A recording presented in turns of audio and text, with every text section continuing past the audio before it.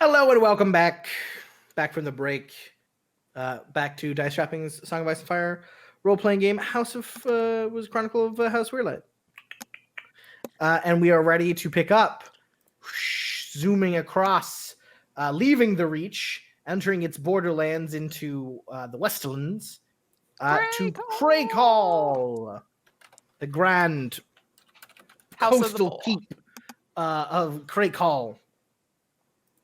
Yes, home of the boar of the Crake Halls. Always good. Let's see here. Lady Vivian, you are currently being hosted in Crake Hall, along with your handmaiden Jennifer, your nephew Darren, and your personal guard Micah.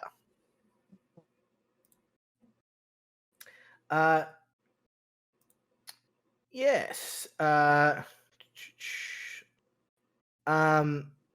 You have, in your time since successfully negotiating the timber trade, you have heard more growing strangeness within the hall about these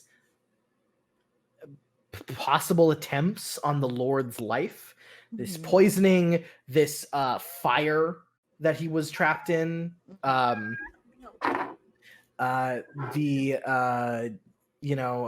it's very odd, all of these possible attempts and failed attempts, and you can't help, of course, but flash back to your house's own strangeness throughout these past few years.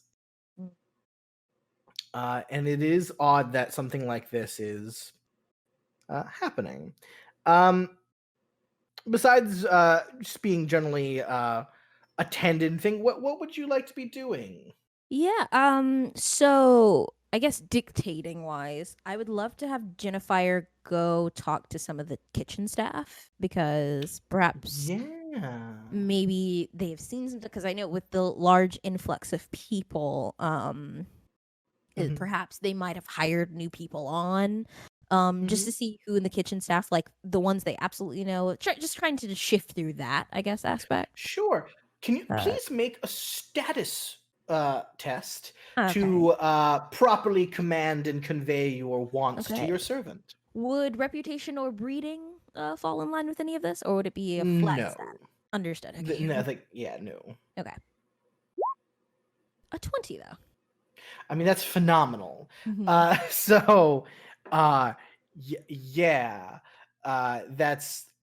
3 degrees of success. So, yes, Jennifer aways. She comes back with some morsels at a time, and she informs you, Lady Vivienne, the cook. His name is Bevan Sand. He's a Dornish bastard, famed and renowned for his skill at creating unique spice stews and his rather extreme temper. The news from the kitchen staff is mostly Bevan's, the head chef, is a fucking tyrant and generally starts every dinner service with him berating every member of the kitchen staff. However, he is a genius in the cook, in the kitchen. My God, words. They say, and she basically says, like, among the kitchen staff about the poisoning, any kind of mention of it is was met with not a small lack of basically some very timidly, because if Bevan overheard, he would most likely physically assault whoever talked about it. She witnessed Bevan. Like just beating one of the servants, like pretty voraciously, which they say, oh, that's super normal. Like, never the beatings never actually like hurt people, but it's like, yeah, it's a thing. So a lot of people aren't wanting to talk about it, but she did find some information that from what the information she gleaned, in order for someone to poison that, you know, most of the suspicion, of course, has been on the guests. After all, there's at least 5 or 6 different guests here and their staff. But the only people who could have had access to these areas would have had to been, well, a household member, specifically probably someone of the Crake Hall staff. Though all of the kitchen staff seemingly is, she believes, were not involved due to their fear of Bevan. And Bevan, being a bastard, getting an incredibly great position at Crake Hall, doesn't seem the kind of person who seems to value money or wealth or status. He values this position he has, which is why he defends it so violently. Okay. Well then, in conjunction with that, then can I send Darren to kinda, if because I'm hoping with him being my nephew and him being, be able to walk through a room unnoticed, if he's able to kind of go through not the kitchen staff, but anyone among like the Crate Hall, like people who would have freedom to go about the kitchens, who would have the freedom to go to mess around without Bevan, I guess, telling them what to do or be able to go on. So what Jennifer tells you, like obviously the people of the named members of the household could do that, but according to the staff, they've never seen them anywhere the servants go. Okay. Which is super normal. Like generally, generally nobles don't go where the servants go. That's why the servants go there.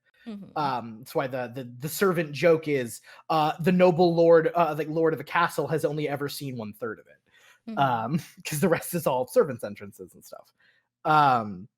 But yeah, they've never seen, like, not one member of the family have ever entered the kitchens. Okay. In the 2 generations Bevan's been cooking here, they've never seen anyone enter. So it'd have to just be someone on the staff. Okay. Not necessarily kitchen staff, because a lot of people come in and out. Right. But, okay. But then, house staff. Okay. Then with that, I don't know if I could send, or someone who was very, very, very, very, very sneaky. Yeah, then can I send Darren to kind of do some what do you want him to learn? I guess in conjunction with Jennifier's information, because most of the accidents have been around Roland Crake Hall, right? Yes. Yeah. Just see who, because from what I know of, Darren's actually very kind of decent at noticing things. He's rather good, yes. Yeah, if there's anyone who of the staff that is around Lord Roland very frequently and kind of, I guess, has freedom to move about the house as they please, but definitely has a lot of access to. Sure, to just kind of hang around him. Yeah, he can do that. Make another status test to direct, so Darren knows exactly what to do. Just flat status. Here we go. And I have destiny points to spend. 17 though. Yes, that is 2 degrees of success. Yeah, excellent. So it's some time. So Darren comes back and he goes, as far as I can tell, no member of the staff really hangs around Roland specifically. Anyone who serves him, he doesn't have a particular cupbearer. It's just people bring him things. But it does seem to be consistently similar people, but no member of staff hangs near him. However, he did find out some interesting things. Lord Roland has a paramour. That would explain why he's not broken up about his wife dying. Okay. Apparently, this is a paramour he found out some information after his wife died. How close after? A few years. Okay. I don't actually have the details of that, but yeah. So her name is Lady Aelith. She is a noble woman of House Barteld. She is she's a widower herself. And they apparently have been spending a lot of time together. And she is one of the guests here. Okay. They don't make any real public appearances, but according to Darren, it's not really a secret that they're like fucking. Darren doesn't say that specifically, but like he goes, it's among the people of the house. They know, like his family knows.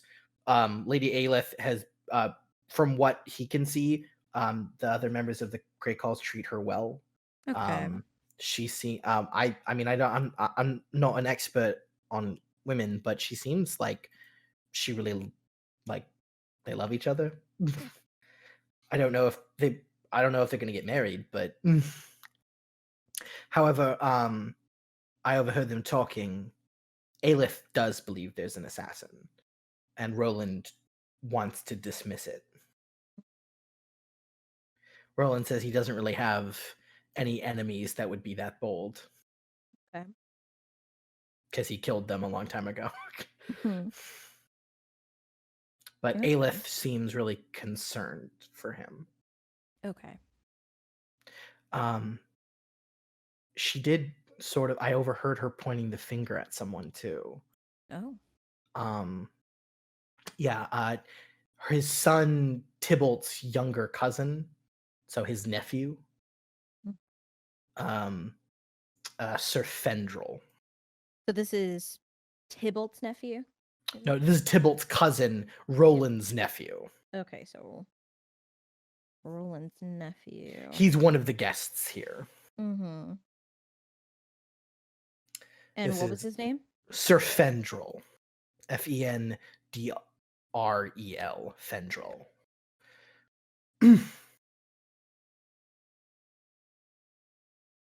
And can I do perhaps a status test to see if I know anything about this Sir Fendrel? Absolutely. Is it status breeding? Would that apply here? Yes, breeding would apply here. 19. Yeah, that's phenomenal. Yeah, so Sir Fendrel is once again it's Tybalt's cousin. He is unmarried, even though he's like a bit older. He's probably around your age. He's unmarried. He is kind of you don't really know a ton about him. He's not famous or anything. He's a knight. He's done some stuff, but you have heard through the grapevine he's just sort of, he likes wine and women and song. Him and Merlin get along. And he has just been fully taking advantage of his uncle's hospitality here. He seems to just prefer to like just drink their wine and eat their food and kind of do nothing. He also, like, you would know with that phenomenal role, it's not a secret that he's like not like he wouldn't really care if the main family of all the Crake Halls would suddenly disappear and he could be the Lord. But it's not like he hates any of his kin or anything. Yeah. He's just, kind of seen as a bit of a schemy kind of guy. He makes trouble sometimes, but it's not like major machinations. It's more like just like gossiping and shit healing.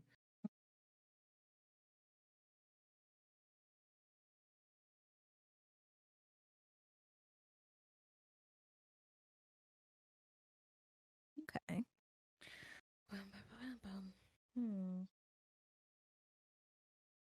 Yeah, so Aelith seems to think it's Fendrel. She seems to really hate him.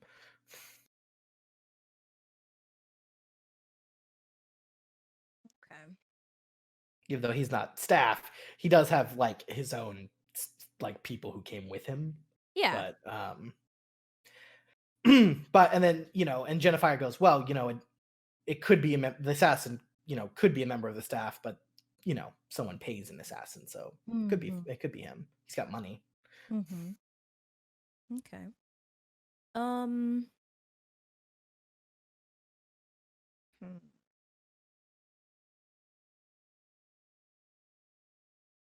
Okay. Um. I didn't do a status test for Lady Aelith, but would a status test reveal anything more about like how her husband died? Like, does she have any interest He in? died in the war. Okay. And it doesn't seem like her or Roland have any interest in getting remarried. They just seem You don't know. okay. Maybe they will, maybe they won't. Okay, From maybe that's something. he Okay. is. It's not that he doesn't. He didn't find out whether they have no interest in it. They definitely hmm like each other. He just doesn't know. No, there's no mention of engagement or anything. Okay. Then I guess that could be something I could figure out on my own then. Because I am good at intrigue. Mhm. Um, Yes, indeed. yeah. I mean, with those 2 points, yeah, I would definitely like an occasion to where I could. I definitely don't think I want to question them on the same day because I don't want to be suspicious. But um, I definitely want to try and have a conversation to try and weed out, possibly with Aelith, why she thinks maybe see why Fendril would want to have uh those kind of intentions toward his uncle, and then see how she actually feels about Roland. Would be my first step, if that makes any sense. Hmm. Yeah, absolutely. You can go talk to Aleph. hmm Yeah, I think if you want, you can have tea with her. Yeah. Yeah, so Lady Aleph is an older woman, hmm in near her 50s. hmm Um, she's has some crow's feet and some signs of age, but she's aged gracefully. She probably, when she was much younger, was a great beauty. Now she's very dignified in her appearance. She definitely has like a grandma smile. Aw. Yeah, she seems real sweet. Um, but yeah, if you bring up uh why to you've brought up that you think there is an assassin. Yeah. She goes, well, I believe it is Sir Fendril. What reason do you have to think it's him? He seems to be very much content in the fact that he gets all the benefits of being a cousin without the responsibilities of being a lord. Why do you think he would go to such lengths? Because he's not content. He's very ambitious. He is everything. I mean, he's everything Roland's not. He's lustful, decadent, thoroughly debauched, and very ambitious. Hmm. I have long heard him talk about uh, the what he would do if he were Lord, the future instead of Tybalt. Um, I went to Roland about this, but he would hear none of it, um, because the man is his own blood. We haven't spoken about it since, but I have kept a very close watch on Fendril. Thus far, he hasn't done anything to betray his guilt and give me the necessary evidence to indict him. But I believe he knows I suspect him, which is probably why he's kept so clean. Mm-hmm. I don't know the specific reasons, but I do know that if both Roland and Tybalt die, it is actually very likely, due to some old laws of Crake that Fendril could claim lordship over Lyle. Due to the How? fact, well, Fendril's father is in fact Roland's older brother. Oh.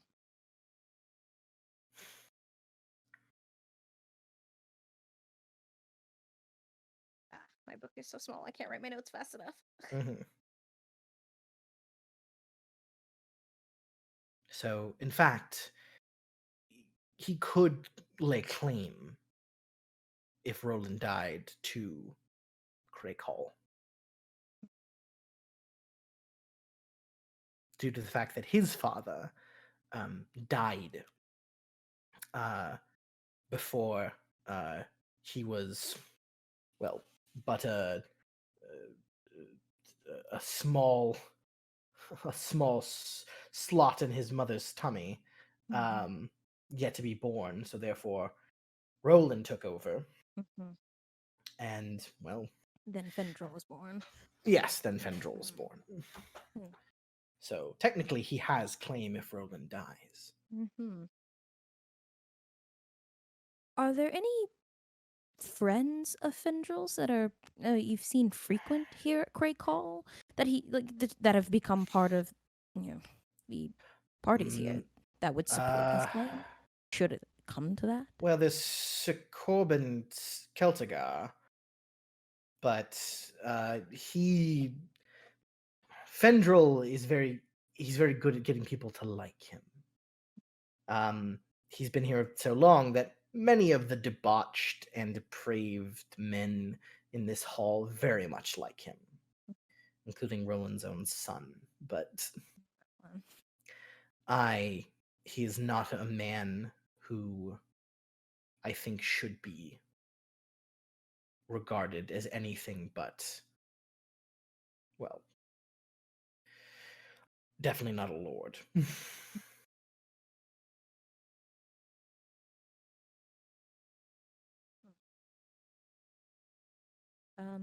So you notice you didn't even have to roll anything. She's just like fully just willing to talk about this with you. Yeah, awesome. Okay, and do I sense any deceit in her?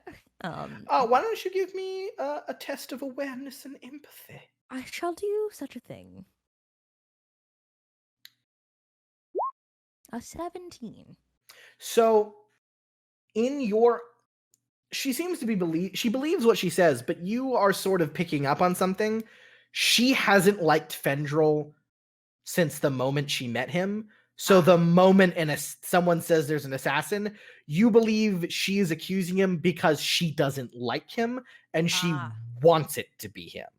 Okay. She has then found very legitimate reasons to justify him being or hiring an assassin, for sure. But you don't believe this woman is making these assumptions through logic or deductive reasoning. You believe she's like, it's probably this motherfucker I really hate and want him to leave really bad. Is it possible with this same empathy awareness roll that she trying to deceive me with this information also? You think she wants you to believe, she wants you to be on her side, but she isn't like trying to manipulate you like in that way. She wants you to believe her. She wants you to help. She definitely wants you to like bring up more like questioning about Fendrel because she believes him to be an assassin. But you don't think she's trying to manipulate you necessarily. Maybe indirectly. Yeah. It's not like an intentional she believes. No. She does believe this, but you believe she has more convinced herself rather than her just being the only voice of reason. All right. Well. Yeah. Well, let us. Oh goodness. Yeah. Then I guess my next course of action will be to talk to Fendrel then. To see what he's about. So we will flit away from you for a moment, and we'll go to Nymora. Hello, I just put a pretzel in my mouth. Haha, I caught you. I gotcha. Yes, Nymora. You in Highgarden. Is there anything particular that you would like to do? I mean, I guess that trying to figure out what the hell Allie is up to would probably be a good idea. Yeah, absolutely. How would you like to go about doing that? I would like to go about doing that by if I ask her, she's not going to tell me anything, because that's how she is. But she did mention that she has been hanging around like some of the kitchen staff, and I think there was like a coal boy. Yes, there was a coal boy. So I would like to interrogate a coal boy. You would like to find and interrogate a coal boy. Mm. Absolutely. So, where is it? There you are. There it is. Yeah, so why don't you give me either a cunning test or a knowledge memory test? They are 12. Hey! Holy shit! It literally Yeah. cannot get any better, guys. Yeah, you do it. You remember what she told you, and you got kind of a description from him. Yeah, apparently his name is Tom. Yeah, and you find Tom the coal boy.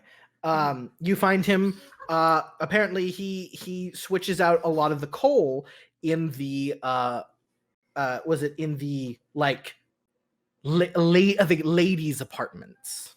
And you find him in the hall with, a bag of coal. And he is, of course, pretty fucking dirty looking because he is, covered in coal dust because he touches coal all day. The fact that he is allowed to do this and there's not like an interim coal person who's cleaner is it's incredible for Highgarden. Yes, but you forget hygiene isn't really a thing. How could I have forgotten? Germs aren't real. Germs are not real. There's just an infection of the humors. Just an imbalance. Right. Oi. Are you Tom? When you say oi, he fucking turns around as if he was like a rabbit and you made a wolf noise. He's just like, you look like you're afraid his tiny little heart would just explode. Oh, fuck. No, you're not in trouble. You're not in trouble. You're fine. Yeah, you notice he is kind of duskier skin and like short, kind of, you wouldn't call it black because it has no real sheen or niceness to it. It's just, just covered in coal, a dull colored. Yeah, a dull coal colored. Coal dust. And he's got so much like smudging on him. And yeah, he just like walks up to you. You realize his shoes are barely shoes. And his outfit is barely clothes. Like it is the basest form, which is like, yeah, this is about right for a scullery kid. Yeah. Filthy peasant. All the money, of course, has to go into decorating all the bird houses and the gem pools. We have to put more gold foil on the fruit. Exactly. What about clothing our staff? That's stupid. You sound stupid. I'll like have the like he's young, yeah. I mean, he's younger than he would be a child. I'm sure in your eyes. He's not like under 10 or anything. He's like he's a teenager. He's definitely on the short side for sure. He's okay, so I don't have to like kneel down to like talk to No.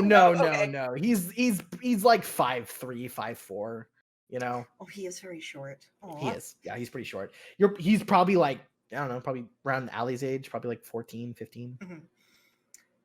You're Tom, right?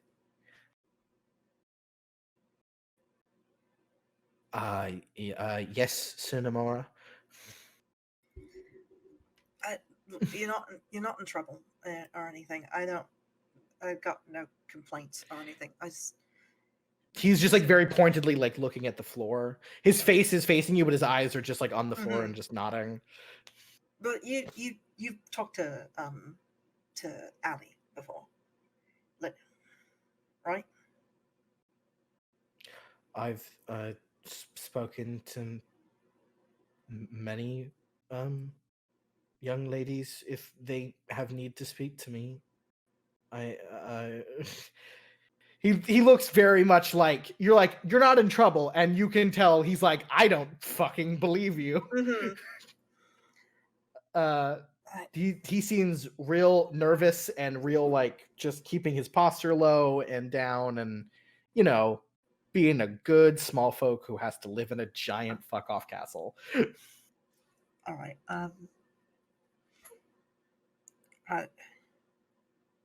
I just need to know what she was talking to you about. I mean, I just want to make sure that she's not doing anything stupid and going to get herself out. Yeah, if you want to intrigue this boy, I would like to set this young man at ease. All right, very well. Roll a status test against Tom, the coal boy. Tom, the coal boy, who has 1 dice. I mean, he's not maybe. He either has 1 or 2. Listen. I rolled a 9. Yeah, I mean, he's pretty low. Status wise, yeah, a little bit. Oh wow, he got 6.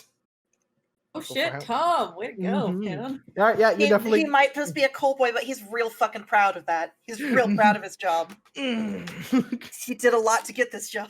He did do a lot to get this job. The shit he's seen. Yeah. Poor boy. Yeah, so what is your goal with Tom? It sounds like you want information from information, Tom. Please. Yes, of course. What is your disposition to Tom? Indifferent. Is it though? You little lover of the downtrodden. No, okay, yeah, all right, fine. He's a small scruffy boy who looks like if I raise my voice too much, like he's been kicked. All right. It's the fucking one that's like right above as amiable. Amiable. Don't cave if you don't feel it's true. She knows it's true. I'm just saying. I know. It's closer to amiable than it is to indifferent. Because were he any smaller and a girl, Nymora would adopt him. If he was any smaller, Yeah. Yep. Yeah, I just know Nymora is generally more immediately understanding and trusting of people who are like generally young and especially ignoble, right? Like this young boy is, and a boy who's obviously been abused by his betters. Because Nymora was a little ignoble bastard girl, going, "These are my boots," and they took those boots from you, little Nymora. They did. I had no boots. Instead of walk the streets on my bare feet until my feet were bloody. They took the boots. All right, so I think the technique that I'm going to try to do. I think I'm just going to try to do. I'm going to try to do charm. Okay. I'm trying to put him at ease and make him like me. And I was definitely excited for you to intimidate this young man, but you know what? Yeah, I like charm too. You just find out, where is she? Tell me what she's up to. No, it was before you described him. Now, yes, it's true. All right, excellent. All right, well, how do you wish to volley at him? Just I'd kind of like lean down like a little bit. Like I'm not like crouching. I'm not like kneeling down. And it's just like, no, it's all right. It really you don't have to. You're not in any trouble. I just want to know what she's been getting up to. I mean, I've just been. I'm not that far. I'm not that fucking far removed from you. You know. I grew up and I fucking highborn, not highborn. You don't have to treat me like that. You're fine. All right, make a charm roll. It's just a persuasion for me. Okay. 11. What is your 3? My will's 3, yeah. 3. Unfortunately, since that is only 1 degree of success, no. that doesn't quite penetrate him, and he goes, what? I mean, you're a knight, milady, so I do need to treat you with deference. Stating the obvious. Thanks, guy. Yep. Thanks, bud. Like, I hope you would perhaps maybe understand my position. I wish to help you in any way I can. But just I when you say Ali, I don't know who that is. Miss late sir, and so if you could tell me perhaps. He's just doing nothing. He's just withdrawing. No, he's influencing you.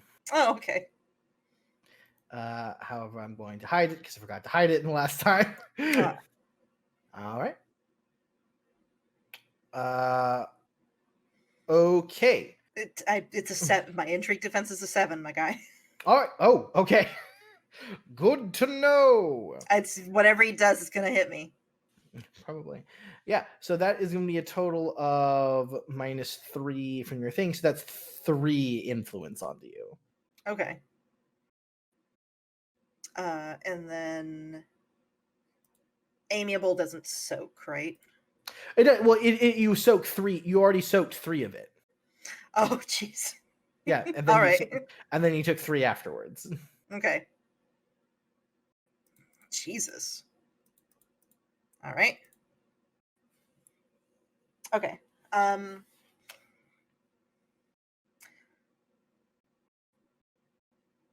I will.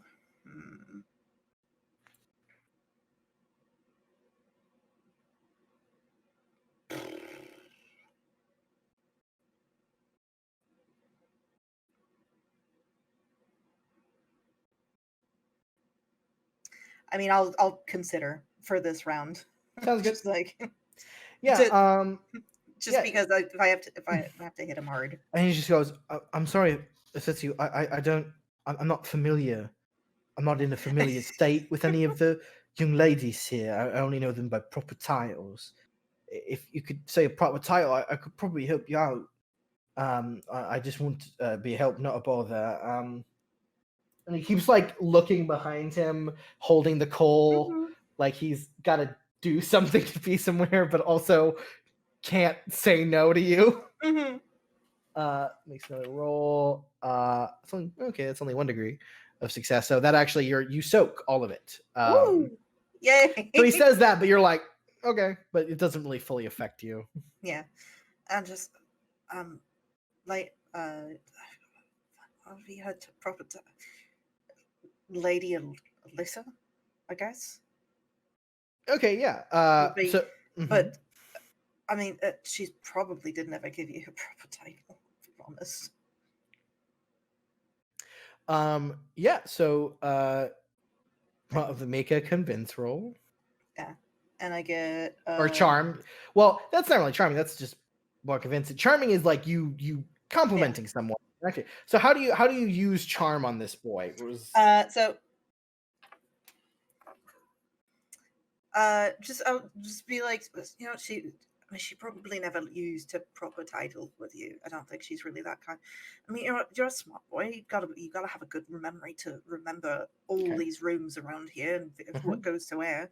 She was about yay tall, got hair down to about her shoulders, maybe about this time. just like describing kind of just like, Yeah. Yeah, sure. Yeah, make that charm roll. And then I get a plus 2. Right? 2 bonus dice. Yeah. 2 bonus dice. Hit bit.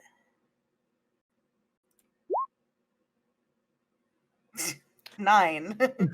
Mm-hmm. I would like to use a destiny point to re-roll that. Okay. Why not? Absolutely, go for it. Nope. Even worse. So that does affect him. You know, he's a little cowboy, but unfortunately, it does not do enough to pierce his disposition rating soak, and he's just like, oh, yes, no, I know, Lady Alyssa.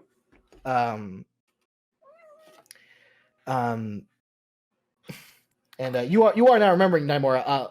Alyssa has actually loved flaunting around her, like, she's not technically lady, she's lady in waiting, but she has loved flaunting around the fact that she is of a higher status now. Like, she's like, fuck yeah, like, it's the best. She's trying to get stuff too. Yeah, too. Right. 100%. Are you kidding me? Born in a gutter, raised in a gutter, you definitely want to be seen as not from a gutter. It's more fun because you get to eat cakes and shit. Who gives a shit about pride when you get cake and not get stabbed in the stomach? That's what she says. And if anyone says any different, I'll stab them in the stomach. All right. But yeah,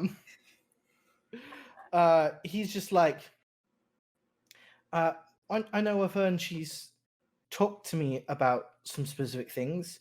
Just, you know, talking, asking questions about people and different places, things like that. Was I not supposed to talk to her? And he will roll. Do your damage, you scamp, you awful child. So you said 7 is yours? Yeah. Okay, so unfortunately he does not get high enough to pierce your disposition rating towards him. Actually. That was a bad roll. Too fond of small. Too fond of. So, but he doesn't. He doesn't affect you. He doesn't affect you at the moment. You don't take any more composure damage. More influence on your composure. But yeah. What is what's your next go? And I can't switch tactics midway, right? No, you can switch your technique. That is a thing you are allowed to do. It's just generally what you kind of sort of come in as. You are you are allowed to switch, you know. Okay. Obviously there's, you know, one ability is literally switch to combat. Hey, yeah. Let me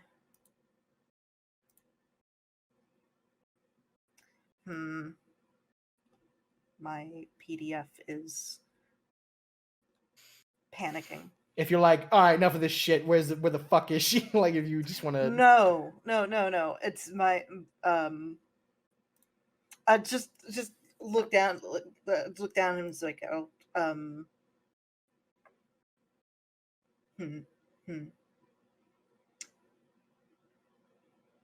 give you 5 copper pieces if you tell me what you talked about.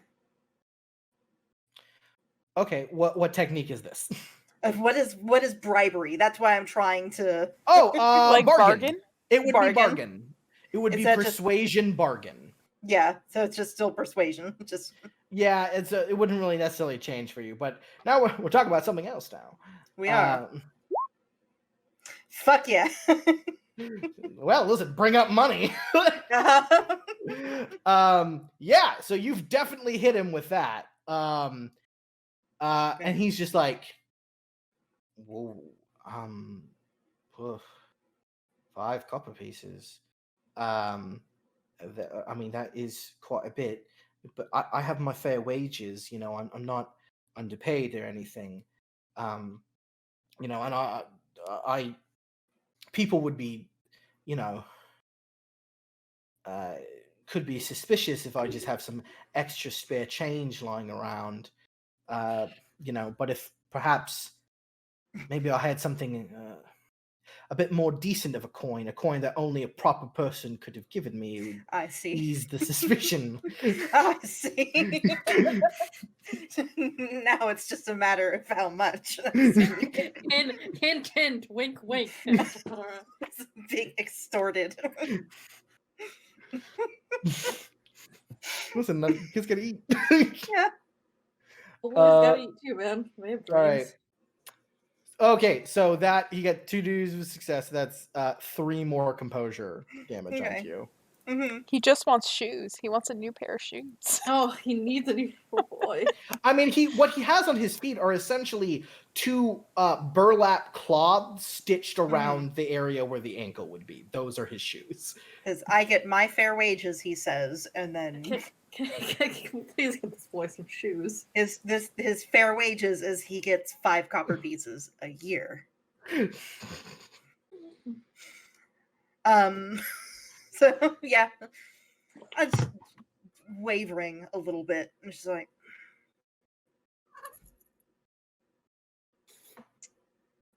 look, I don't want you to get someone to come and try and, like, for me to give you like a silver piece and then someone comes and tries to rob you in the night. So I'll do 8 copper, and that way no one thinks that you've stolen from someone higher up than you. And Okay. we can look at... Stop it, Metal. I'll give you 8 copper, you can get some new shoes. And just... Yeah, I don't want to stiff you. I just want to know what she was talking to you about. I'm gonna use my other destiny point to re-roll it. Okay. Why not? I'm not going to do anything else today. So. 9. Fucking 9. That does not affect him, and he just goes, "Well, seeing as you seem kind, the reason it's not that I need shoes. I'm fine. I don't need nothing. It's just I look at his feet. Yeah, it's like you see, it's my sister." Oh fuck! God damn it! Fuck! She's gone. She's gone. Doing this to me. Yeah. It's my sister. She's well, I don't know if she's quite ill. We can't afford anyone to look at her or nothing, but the marks on her legs definitely mean something, and I just would like maybe something enough to get a tonic. I don't ask for anything for myself, and I'm sorry, it's presumptuous for me to ask more. You know what? Forget I even said anything.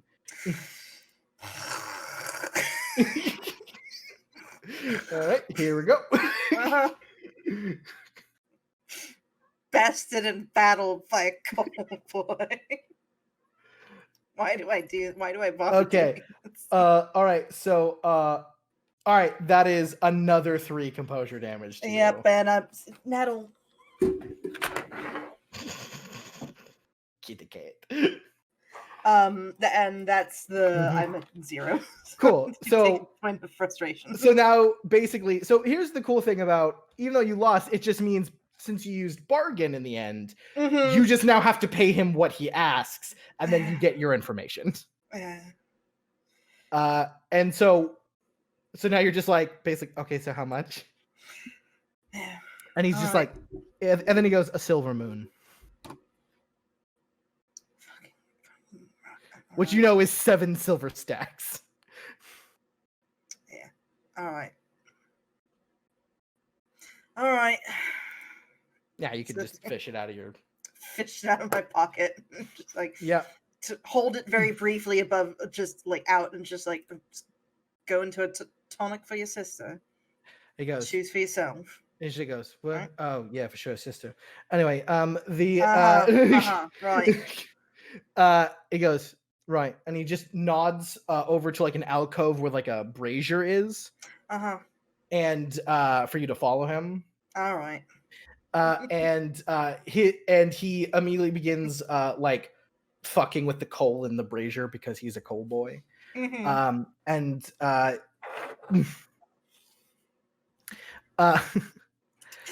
Yeah, sister.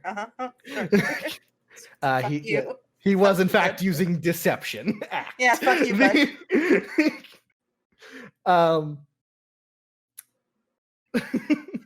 Yeah, he just goes, right, so yeah, you're Ali's partner, right?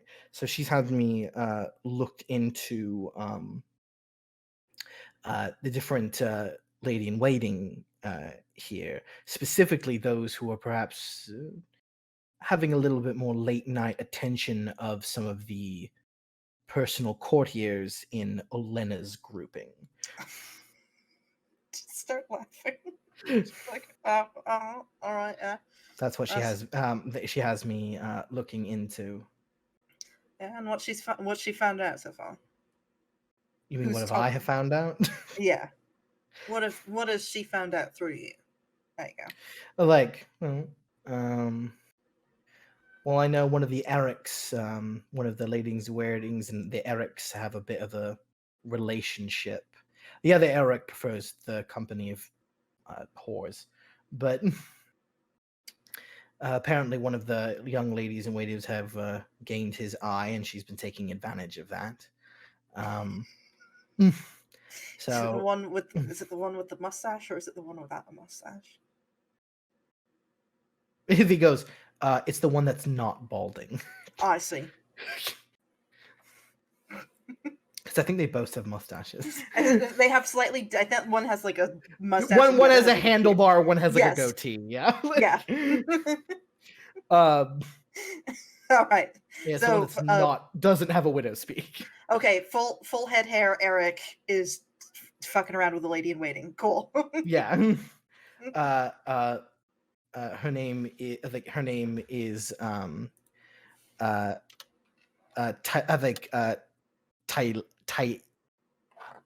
Torella. That's the. I was saying Ty, but it's Tur. Yeah, Torella is her name. Mm-hmm. So we've got that. Another thing, I did find out that one of Elena's favored wine bearers, he's got a certain arrangement with a scullery boy around here, and which could be quite embarrassing for him, especially since he's trying to move up a bit. Spread that information could anything to sort of lower her kind of base. I believe the whole situation is. All right. This is writing this, just making a note of this. Yep. It's just the shit. I found out some other things, but Alyssa's pretty told that she'd probably want to tell you herself. It seemed. And yeah. Anyway, thanks for the moon. And just finishes with the coal. Mm-hmm. And next time if you just start with that, it'll go a lot quicker. And he just kind of cinches it. He goes, Sunamura, and bows pretty deeply to you, like past his waist pretty far. Let's make it kind of just like a. He comes back up though, but he does smile at you. He goes, "You're a good person." Yeah, it's to my detriment, I've been told. Next time, just start with. Like he goes, I guess, but like it's nice to know, and he just will scuttle off. Hey, Tom. Turns around. I flip him another silver moon. Oh yeah, he fully catches it. He smirks, I think, at you. Get some fucking shoes. But these don't make any noise, and it gives you a wink, and and he turns away. Take my money. I'll lower my money. All right. So is Alyssa doing? I don't know. She's apparently looking into Lady Olena's entourage Uh-huh. and trying to find God. dirt on them. All right. Which might be concerning, seeing as she also is getting poisoned from you. Yeah, I'm a little bit concerned. I'm moderate concerned. I'm gonna go find Mariella. Some moderate concern here. Absolutely. Just a whisper. Just a small whisper of concern. We will cut to the Babbling Garden. The place Claude has sort of informed Mariella is a good place to have private conversations in public. And we have Mariella and Nymora meeting there. Not Claude. No, not Claude. No, okay, thank God. No, Claude's Got not really there. concerned with the mention of his name. No, he just told her about it. No, Claude's Dun not there. dun dun. Yeah, just find Mariella and sort of like fall into step with her. Just so I want, my lady, I wanted to talk to you a little bit about a concern that I have. Do we need to be private? I mean, what? I mean, I reckon that we can probably talk in vague enough tones, but I mean, wouldn't be a bad idea to just walk and talk. Yeah, I start like leading her like the closest turn to get to the babbling area. It's like, okay. Mm-hmm. This where it's because that's probably closer than like our rooms. The noise cover, yeah. White noise. Yeah. So I was wondering if Lady Vivienne had given you any indication of what Alyssa is supposed to be doing while she's here.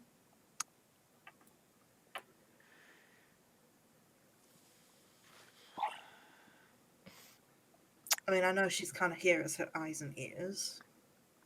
That's the general interpretation that I got. How is Alyssa interpreted becoming my mother's eyes and ears? So I've got that's the concern.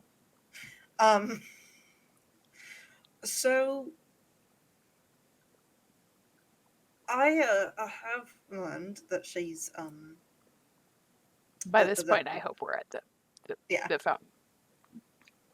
Just where it's like a little bit too noisy for people to be like. Yeah. I am gonna keep my voice lower. So I have learned that she has been making a couple of inquiries as to how one might say nighttime activities of several of the ladies here, and some of the lords, some of the gentlemen as well. Of any specific circle or all of them? Because there are many of them here. A very specific circle. Of a very specific, very high tier specific circle. Are we speaking of the circle Ashella's in?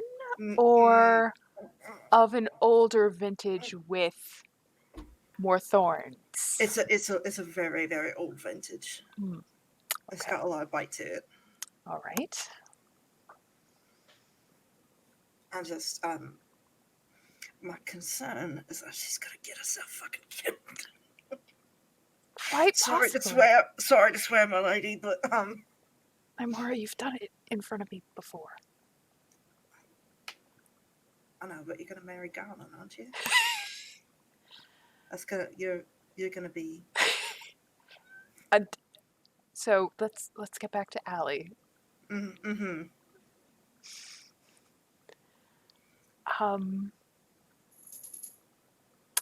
Has she displayed any interest on acting on any of that information? Yeah, she might have procured herself some poisons. Okay. Then why don't we arrange for Allie and I to talk? I don't know if she's gonna listen to you, because I think she might only listen. She might only listen to Lady Vivienne. Well, it's more to understand what exactly she's doing, and so then she can think it's more a strategy. I mean, I know she thinks that she has an idea of what she wants to do. She's not stupid by any means. But I'm just worried that she's going to be very enthusiastic. She doesn't understand that I have direct contact with her allowance, correct? I don't know if she does. I'll be real honest, I'm not sure that she does. Well, she can find out. Did we learn anything interesting? And who did you speak to if this was not from Allie?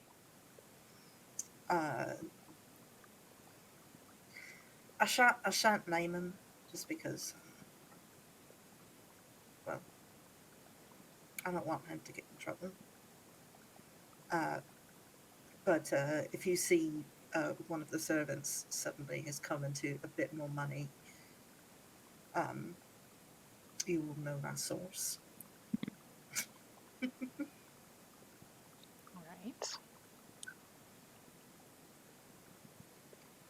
Listen, my lady, if you don't come down too hard on Allie, if you take my suggestion, she's not gonna react well to it.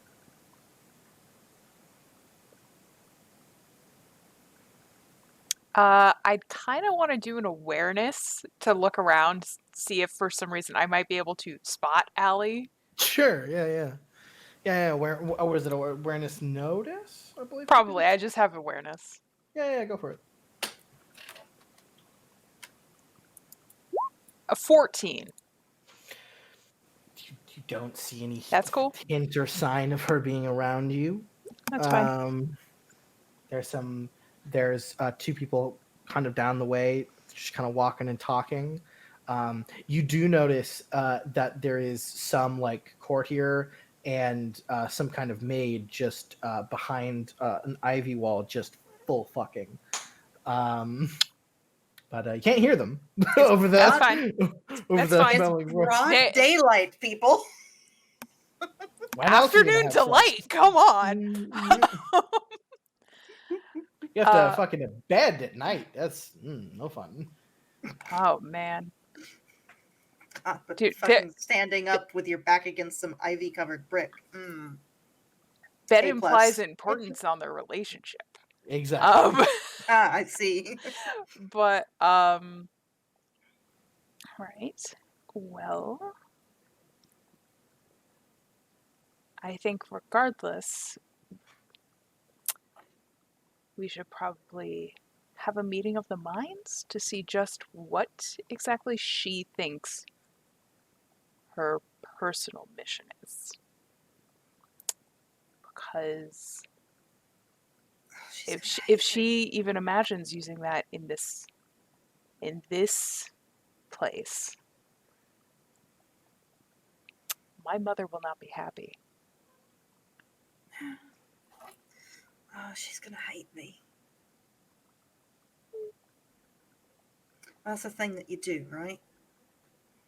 So you try to do right by someone, even if that means that they end up not liking you at the end.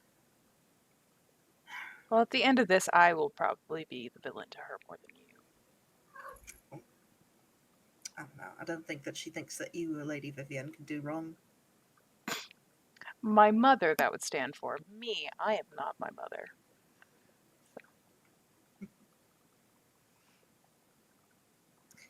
So how are things going with Garland then? So far, so good. I'm hoping to further that relationship if I'm lucky enough.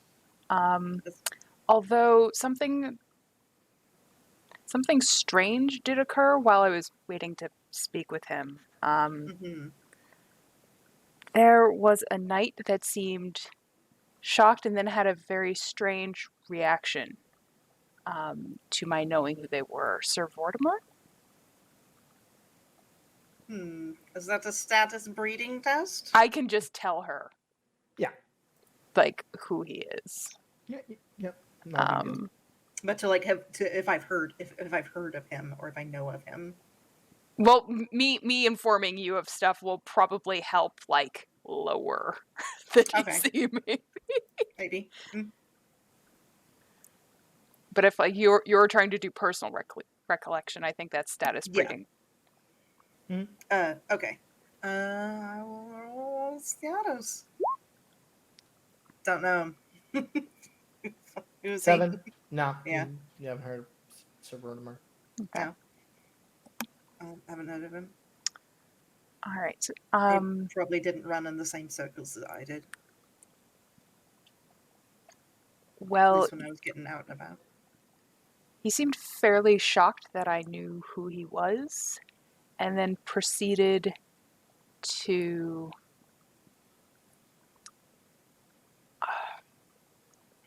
I'm not quite sure if I'm going to phrase this correctly, but basically look at me as if I was an oddity. Not in a bad way, just in a... And then... Permission to speak freely, my lady. You are a bit of an oddity. Oh, I know that, but it was more because I was clever. Yeah. And knew his you name. Are a bit of, yeah, you are a bit of an oddity. Which seemed to imply that there seems to be some sort of standard for clever girls here. I mean, that doesn't really surprise me. I mean, from everything that I've heard, the lady, the matron Lady Tyrell, she's very clever. And I mean, you know, I think that most noble ladies don't like, because you know when you were a bit younger, you and Lady Ashella doesn't like what she sees as competition. Yes. Yeah.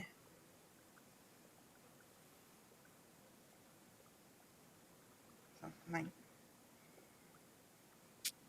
he might just think that it's odd that a young lady knows, you know, from what it sounds like a not terribly important knight from a not terribly prominent family, and not on the same level as the Tyrells, at least.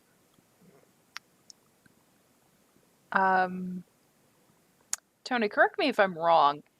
He's like the dude of like the Master of Arms here. So Sir Vortimer Crane is the younger brother to Sir Parman Crane, who is the Master at Arms of Highgarden. Yeah. Mm-hmm. Yeah, so Vortimer is Parman's younger brother.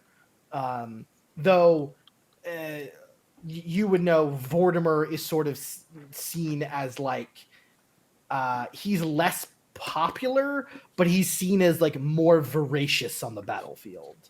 He has like a much higher like kill count than Parman. Okay. Mm. Yeah, so it's like that was probably part of like me like explaining who the hell he was. I think from your previous role and like the time since then, you would know Sir Vortimer is pretty famous for speaking his mind, which is why he was put in charge of Loris instead of a more important boy. Like Garland or Willis or the Lord himself, right? Even though he's known, Vortimer has the sort of reputation for being probably the best warrior in Highgarden, but he's guarding Loris because he's not afraid to just tell someone they're an idiot to their face. His social skills don't support that. Well, from what I understand, he actually has quite a biting wit. It's just he seems to not care much about who he unleashes it on. Exactly. Yeah. It is quite known that Lady Olenna likes him.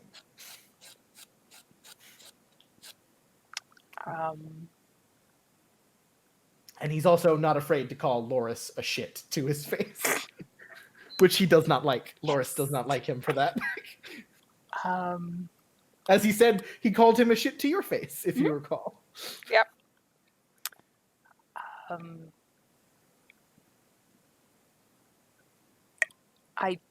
not sure if the two of you will necessarily cross paths, but I mean, we probably already have. There's not many people around here who have any reason to give me more than a second glance.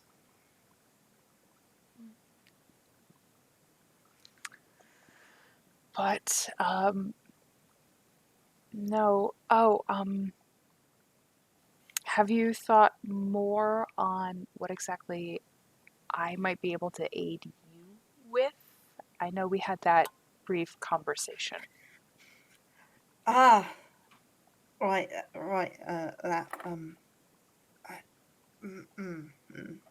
Do you need more time to think on that? I haven't gotten anything back from my father, and I'm probably not going to. It's probably not.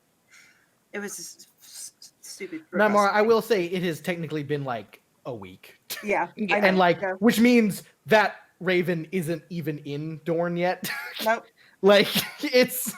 Nope, he hasn't even gotten the message yet. Nope. He's gotten the message. He's completely ignoring me. That's what's happening. It's here. like emails, man. He's ignored me for a week. Yeah, or it's the raven. The raven got eaten by a hawk. An owl. By a fucking panther. Just a panther just leapt up and snatched it out of the air. The jaguars. You know that word? Yes, a jaguar. I apologize for that. I don't mean to be presumptuous or it was just forget it ever happened. Sorry, but you can't take it back because I am determined to help you. But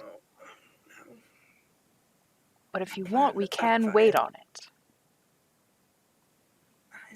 I don't know what's... Okay.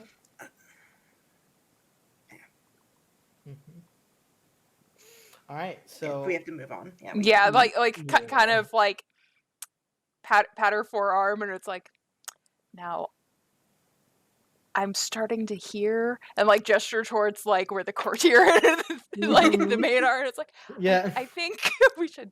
They're like behind a trellis.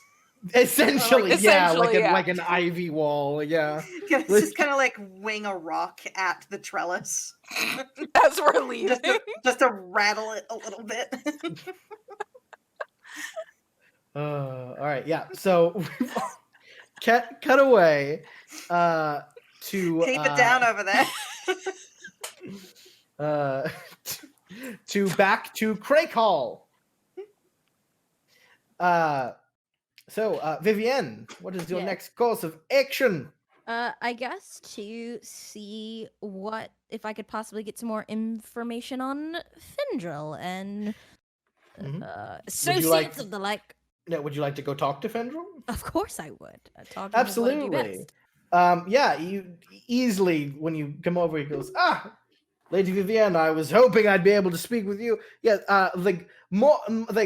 get the Pentoshi vintage, and just throwing thing, and the servants nod and go off. So you then come face to face with Sir Fendril. He is definitely the most like classically attractive Crake Hall you've probably seen so far. He's not as large as his cousins are, especially not Lyle, but sweet Lyle. but still tall. His hair is much more like a dusky brown than like the dark, thick black curls of his cousins. However, his hair is still slightly curly. His skin is a little lighter toned, but still has this odd sort of tanness to it. And he definitely smells of perfume. Whether that's from his own perfume or company he keeps. But the man is dressed very well. He's dressed of a man of his station should be. He's wearing very fine clothes. You would not be embarrassed to be seen in public with this man the way he presents himself. So he's just essentially sitting on a was it like a fainting couch essentially. And there are like two other fainting couches like in a triangle around that area, and you easily can take your place there. Shall. So what do I owe the pleasure? I just wanted to. I mean, I've been invited here for the festivities, so I was going around making the rounds as I am known to do. Making friends is a hobby of mine.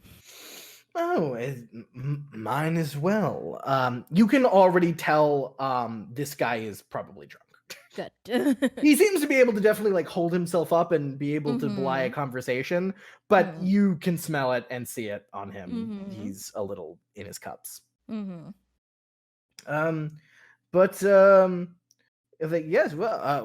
friendship abound. Let us drink to it. As the waiter comes back with this sort of like gold, wine. This is Pintoshi pear wine. Never had it before. I'll take a sip. Yeah. Yeah, it's different. A lot lighter, a lot drier. Like it's instead of the heartier reds, it's very much like it's a white, right? And so it's a lot drier.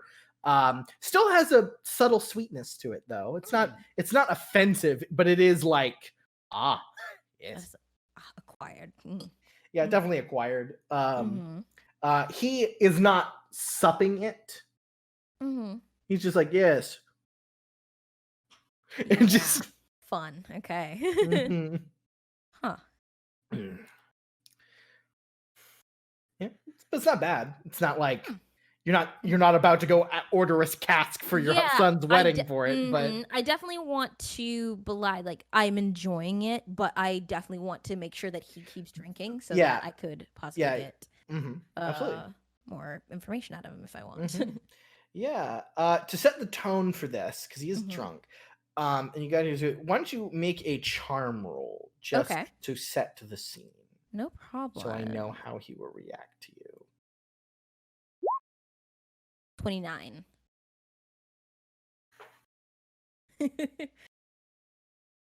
Yeah. I do one thing and I do it well, I hope. Absolutely. He's fully enamored by you. So he's just like, lady, like so Lady Vivienne, what's immediately it's just like because you just think, oh, we're going to get to know each other. What do we talk about?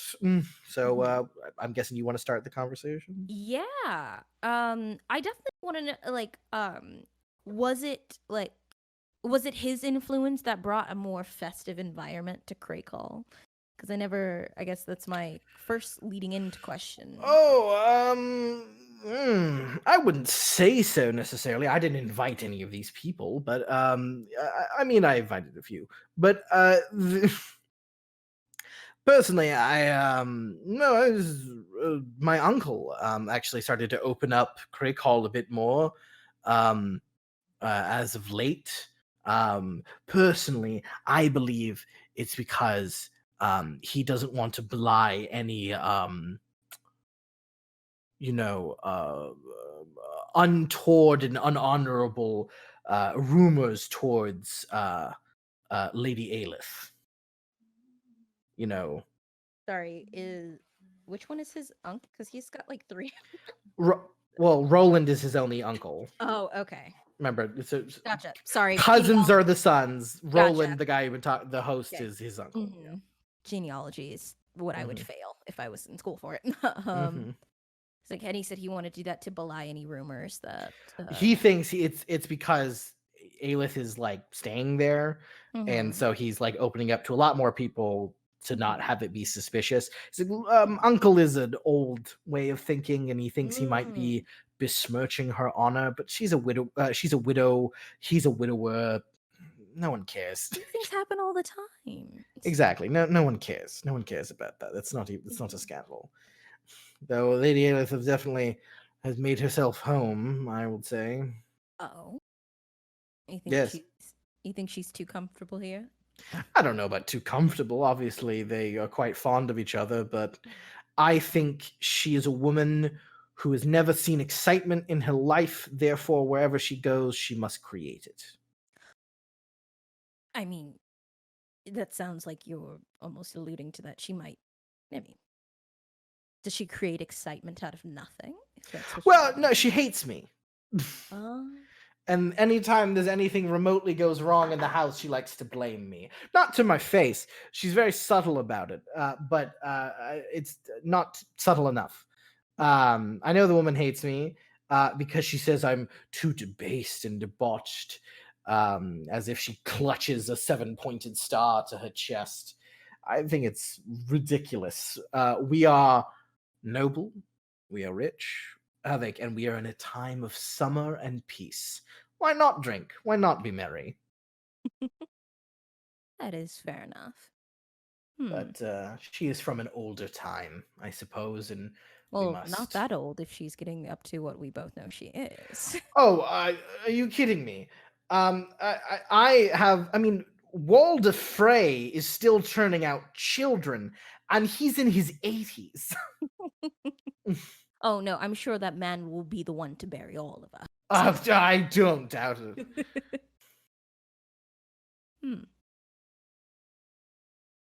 Definitely. I mean, I will give the lady some. There are a lot of strange things happening around here, and that can't just be accidents to flux of people. I suppose. Did you looking to get my opinion on it? I would. You seem to know. I mean, Well, you seem a good sort of like, you know, head on your shoulders, blinks at you. He asks you to lean in, and you can basically just the head parts of the fainting out. Just I fairly certain there might just be an assassin. No, I mean I don't have any proof or anything, but I mean it's too strange, all in a row like that. Only a fool would. Well, not only a fool, but I just think there might be something going on. Though I don't condone it, I don't think I'm really planning on doing anything to stop it. I mean, between you and me, like I am perhaps, if you keep a secret, a scandal between us two. You know, I've always known the Reach houses to be far better about this. It's just I am perhaps quietly rooting for the assassin. My uncle has nothing more to contribute to this house, and personally, I would love to inherit it. It's far greater than what my future currently holds, which is depressing at best. But a part of me is angry that I know that woman Aelith thinks it's me, and she's been stalking me as if I couldn't spot her. But I'm going to present two quite strong arguments of why I am not an assassin. Of course. And why also I could not hire one. One, I am my uncle's guest in this home. And we all know what dire consequences befall those who breach guest rights. Hmm. No matter where you go in the Seven Kingdoms, that is probably one of the worst crimes. Secondly, he's my fucking uncle. I'm not gonna kill my uncle. Sure, I would love to inherit, but the man practically raised me. He taught me, right and wrong and everything he could. Don't exactly agree with him in most things, but I mean, he's my kin. I love him. I love Tybalt. I love Lyle. Love Merlin. He's my own blood. Sure, I'd gladly take his position as Lord of the House. I would feel no recompense of stealing my cousin's inheritance, even a little. I would do it immediately. But I'm not about to tempt the Seven and become accursed as a kinslayer. For it, I'm willing to do a lot of things to upend, and I've been building a case to sweep Tybalt's inheritance from him once Roland dies, but not with a dagger in hand. That's just... It's my family. You know? It's ridiculous. It angers me. I mean, not entirely, but but it does, you know? Hmm. Do I believe him? Can I roll a awareness empathy? Yeah, absolutely. It's a very good case, but also a lady poisoned me pretending to be a sad crying girl, so Once bitten, twice shy. 16. 16. Yeah. You think this guy is definitely telling the truth. Okay. He is, though Fendril has stated exactly what Lady Ayla said, he's very ambitious. Obviously he is. He is not hiding that fact. In fact, he doesn't seem to be really hiding anything about himself at the moment. Perhaps you do definitely kate on that this guy is a lot smarter than he's maybe applying. You also think he's not as drunk as he is currently appearing. But he seems to, you have charmed him enough that he feels comfortable telling you this in confidence. Yeah, it seems this is what he believes. He's like, I'm not about to do that. And you think he probably never even thought of assassinating his family until this assassin business came up. Right. Well, he'd rather gain it through political movements rather than stabbing his uncle. Someone in the back, yeah. Like, well.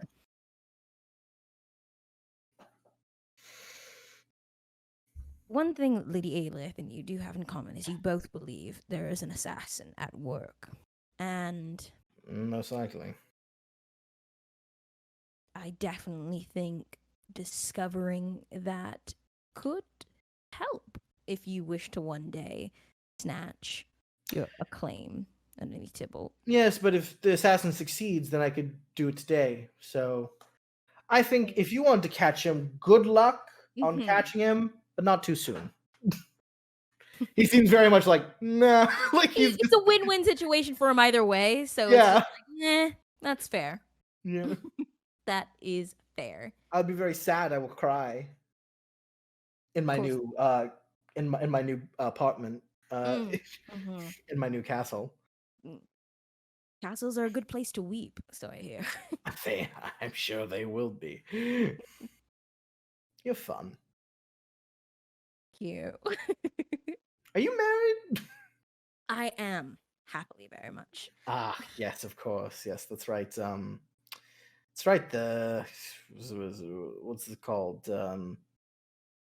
Your husband. What do they call him? They call him something? What do they call him? The Reaper of Ashford. That's right. I remember that. The Reaper of Ashford. Yes, they say he mowed men down like a farmer mowing wheat with a scythe. He does have that particular skill. That makes sense.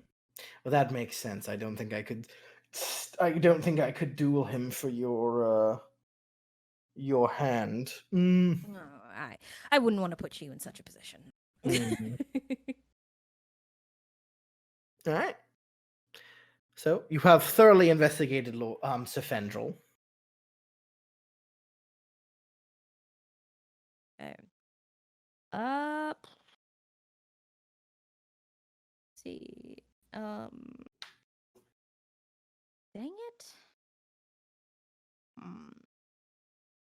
Then I guess I will. Like, if there's like.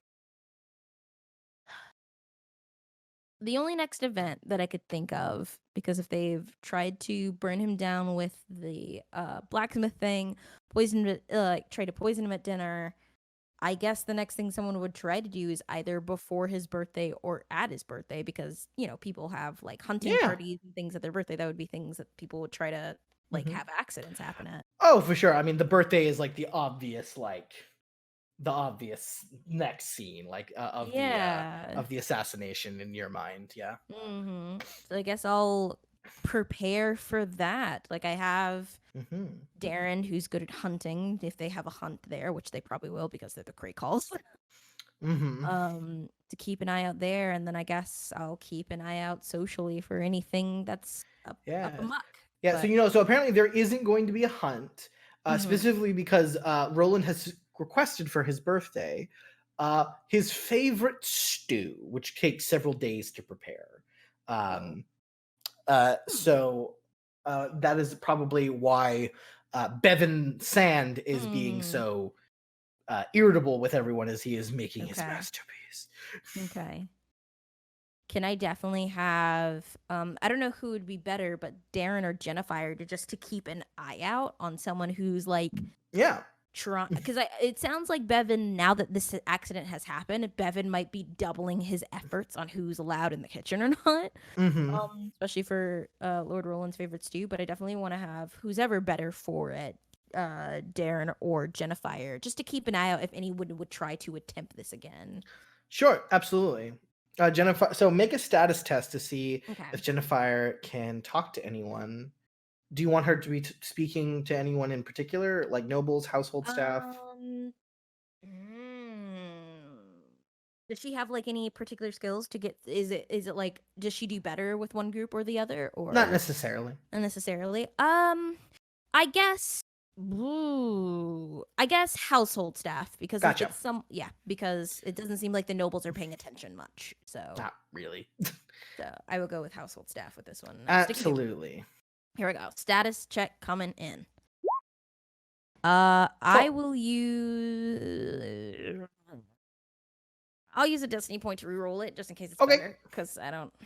I mean, you take the better one when you do that. Yeah, so. And I have 2, so I'll spend the 1 to reroll it. So go for it. Yep, that is a lot better. Yeah. That's to find out this specific information. That is 2 degrees of success. And I have 1 more just in case I get poisoned 2 again. degrees.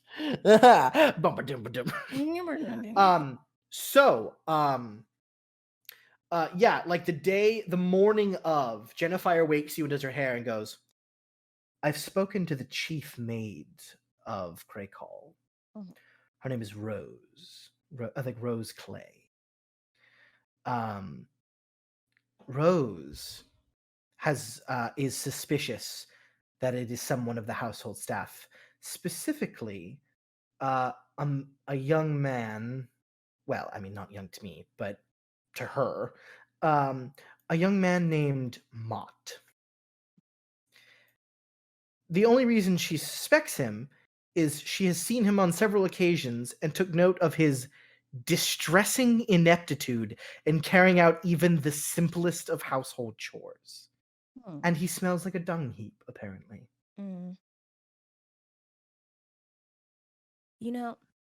For so many failed attempts at assassination, I think someone inept would definitely be someone we would possibly want to look on.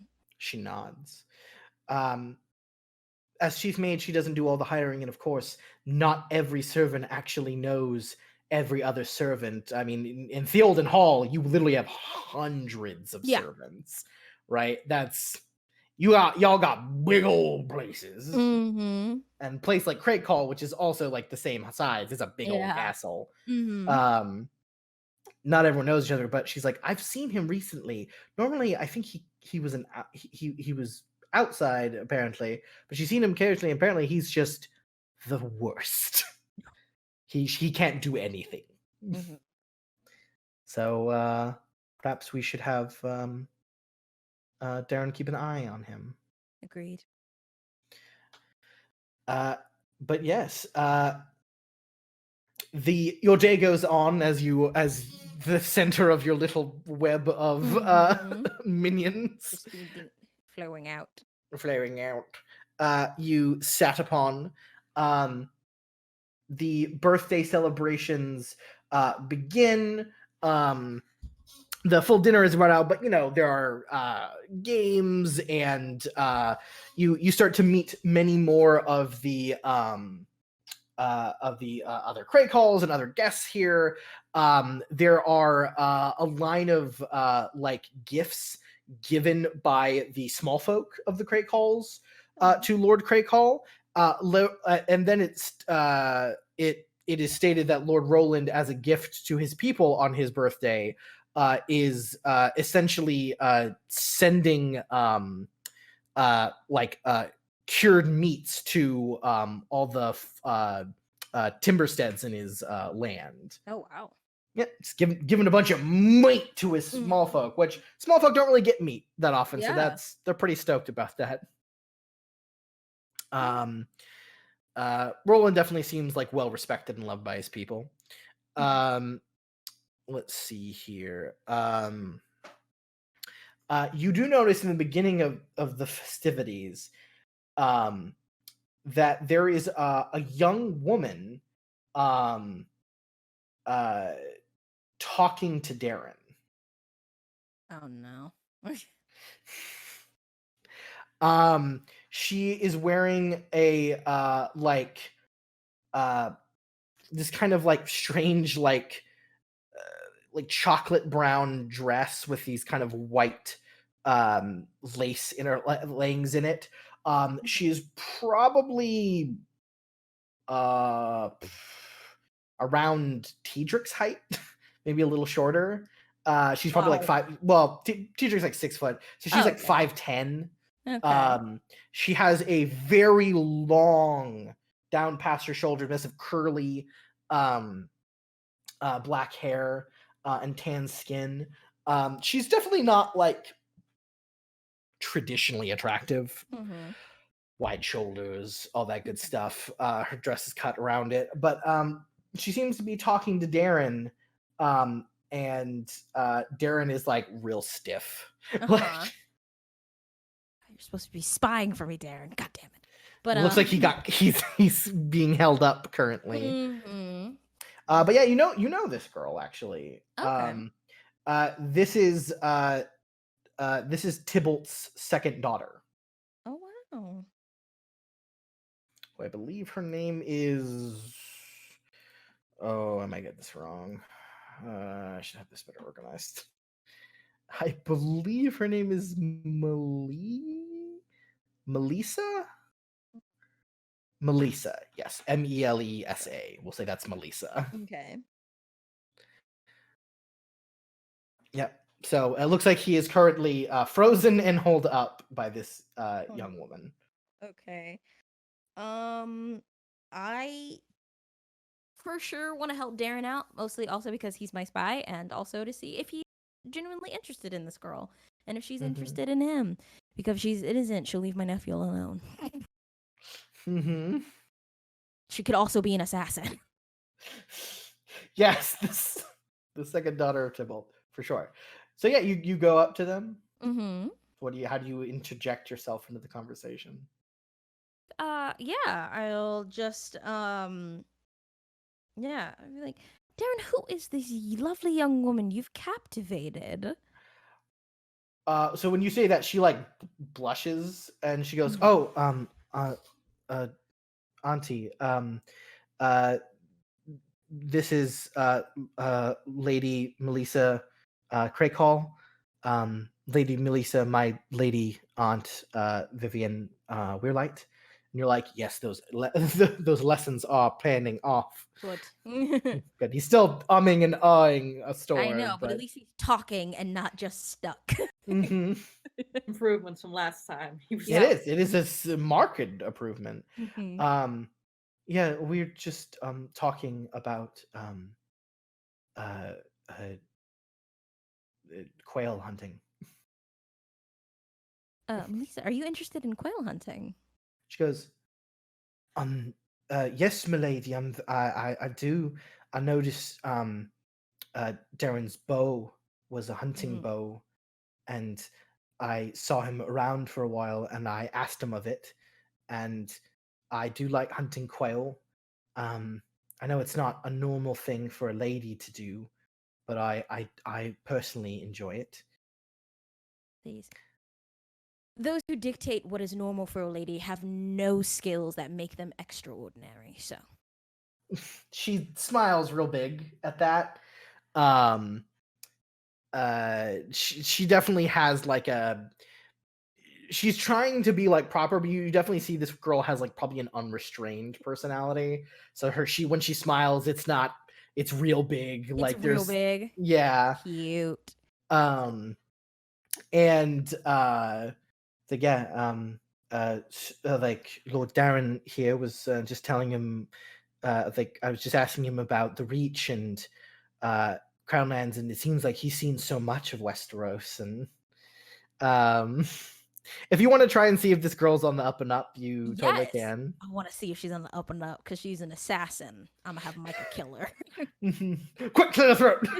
Cut her throat, Micah. All right. Would that be awareness, empathy, or something else? Yeah, it would be awareness, empathy. Okay, here we go. A 12. A 12. So you personally believe, this girl's first. You think she really likes Darren. You think, the way she's looking at him, there's. I mean, you know yourself, ladies. You don't think Melissa just likes Darren. You think she wants to fuck Darren, kind of right now. Okay. You don't think she's gonna, but you definitely can tell she looks like she likes him, is interested in talking to him, and like you think has maybe been watching him since he's been here. I understand. Now, I know my machinations necessarily. She's not a Reach girl, so it would not possibly like there's no guarantee that she's interested in marrying him. But if I like got this match up with that, I mean, it would be good. The Crake Halls are a pretty important house in the Westerlands. Okay. So, I definitely want Darren to tell me if he's seen Maud at all today, and then I want him to hang out with this cute, adorable girl. So right now, you can definitely tell Darren is like, you're pretty sure he's very interested in Melissa. Like, understood. He thinks he definitely thinks she's attractive.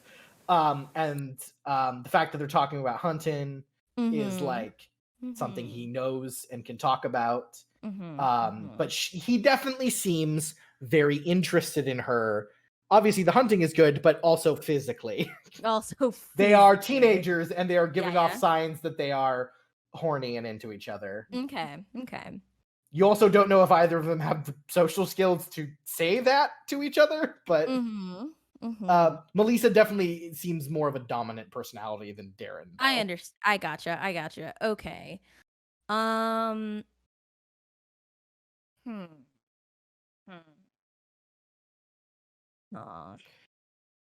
Is there a way that I can hook these two kids up and also get the information that I want? So yeah, right now, so Darren basically hasn't had time to do anything yet. So you would have to get him away from the conversation. But yeah, it's not hard, right? You can just tell him to. But you were like, if you want to kind of help him out. Yeah, for sure, 100%. Yeah, I mean, you could give me essentially. I mean, I think this would technically be a deception roll if you like want to wingman him of saying you need to go, he's very important to certain Yeah, things. go do something while I chat her up. 100%. Sure, yeah. Just to That's help what these you. two If that's hook what up. you were. If that's what you were leaning toward. Yeah, absolutely. Okay. You said it'd be deception. Yeah, but you can use your charm bonus dice. Okay. I was gonna say okay. So Do you have? Would you also do you have? What else do you have? I have a bonus dice in bluff. So bluff wouldn't really work here because bluff is sort of like deliberately, but okay. Yeah. Yeah, so but the act would be probably more appropriate. I do not have act, so but I'll let you use your bonus dice in charm. Okay, thank you. So I'll just roll this then here. Oh my god. 19. Beautiful. So Beautiful. Probably need to get act now. Yeah, so Darren's like, oh right, of course, and he will wander off. He'll go off and be like, I'm so sorry, my lady. And you just say something along lines of like, oh yes, Darren is very important to my household, and you obviously make up some lie about Darren. 100%. He's I was just like, he is on his he's on his way to be positions to be master of the hunt, many number of things within our household if he wasn't just so good at everything else. Oh, like, and she's like, wow, he's so young. Like, he is. Like that's so impressive.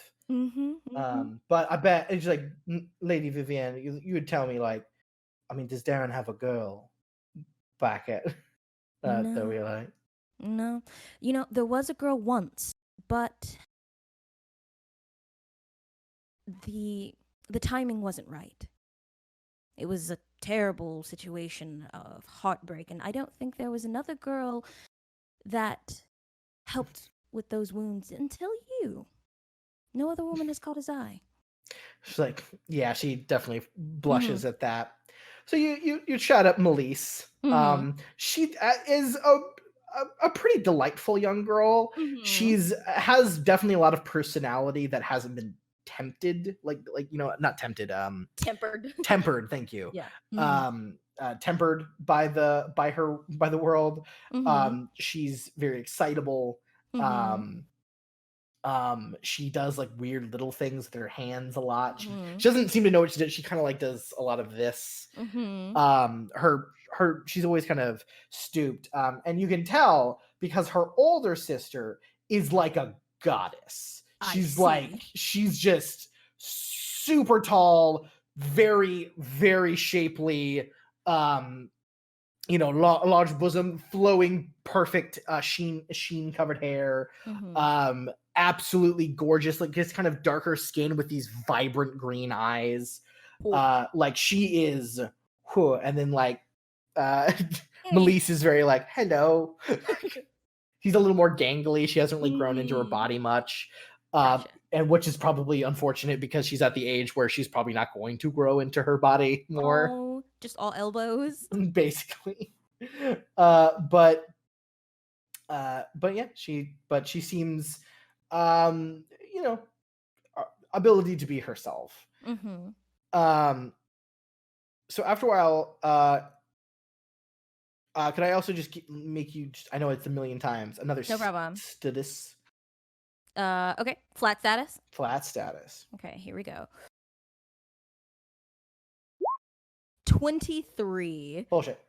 So you're standing there with Micah. And where Darren just appears of you and then goes, Auntie, and he just no, he's like grabbing you and like we have to come with me. And you're just like, milady. Yeah. So he's just like jogging away. Micah, of course, follows you, Vivienne. Oh God! And he goes, physical activity. He just goes, I just saw Mock go into the kitchens. Oh yeah. Yeah. And then me and Micah will go then. Yeah. You're like, you go there, and jogging ahead of you, suddenly popping out of the kitchens, crashing into Darren and knocking him over and stumbling him up and looking around. You see, young man in his like mid-20s. He has like a little patch of fur here, mess of hair. He has like this kind of sleeveless kind of outfit on. He smells awful. Yeah, I think like and he kind of looks at you and just turns and bolts, Mm-hmm. and you just hear fucking screaming from the thing. A man who sounds slightly Dornish. I think just like, how many times have I told you stupid fucking morons to never touch my pot? And just like this, just very high pitched, aggressive yelling. Yeah, I'll just like, Micah, get him. Yes, Micah. Like, all right, absolutely, Micah. Yep, we'll just charge after him. Let's see here. Let's make the rolls. All right, Mott, you have to make a agility test. Let's see what you got. 9. Mm-hmm. Micah is going to make an endurance running test.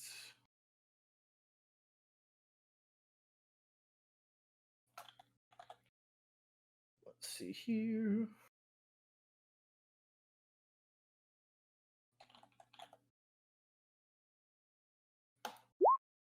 Yeah.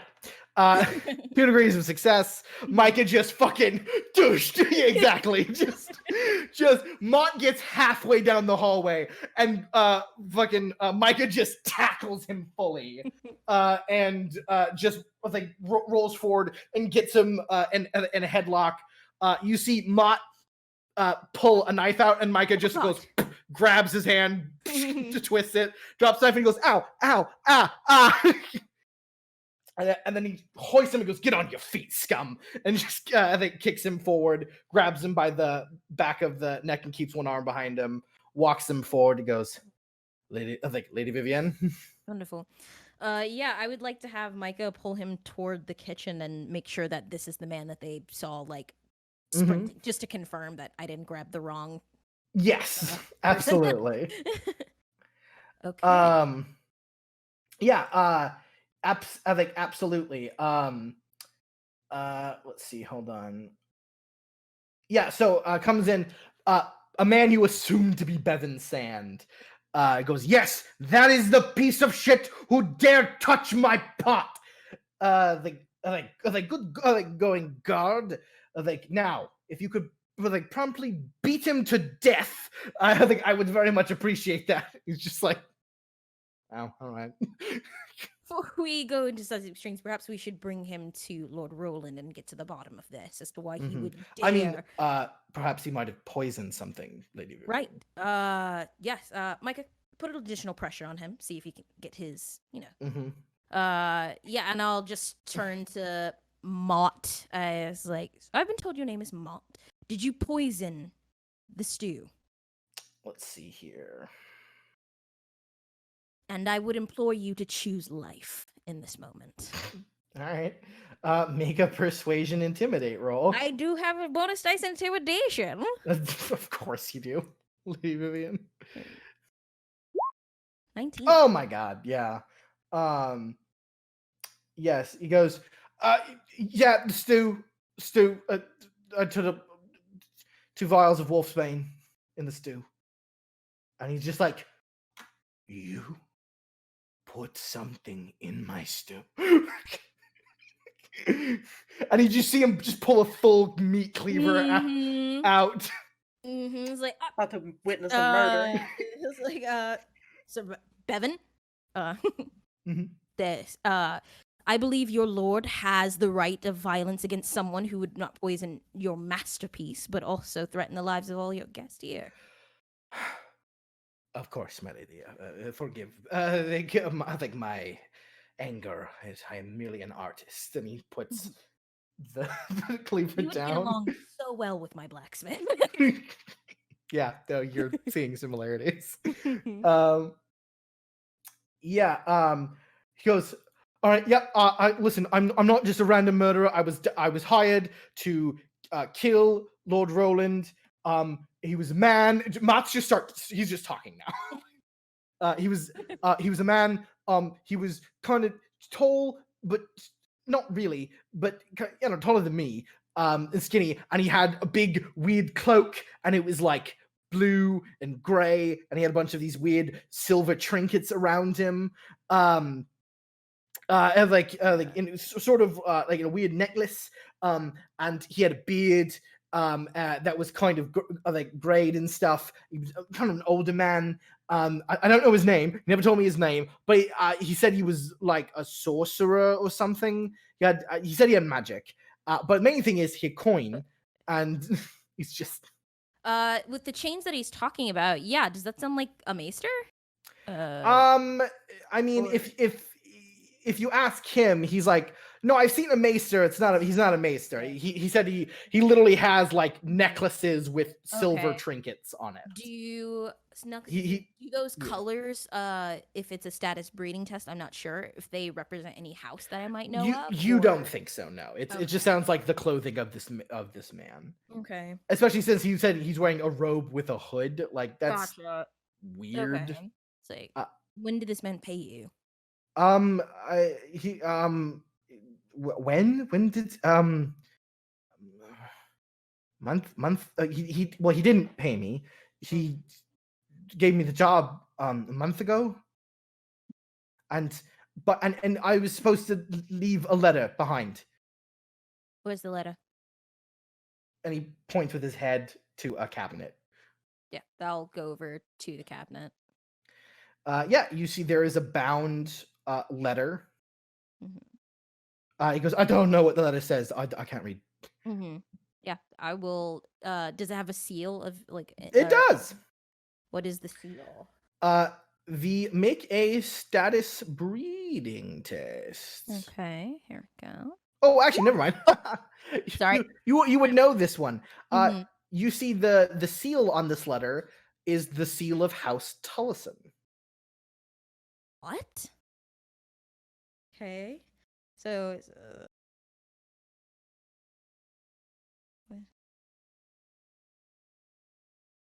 and chain, silver trinkets.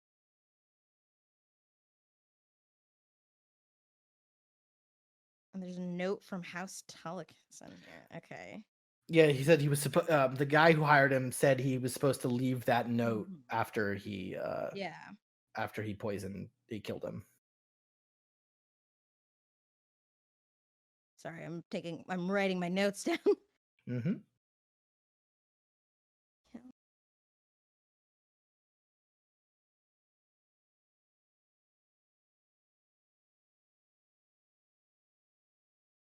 And then this note has the House Tullison seal on it. Yes. Okay. Can I want to break it open and read it. Yeah, absolutely.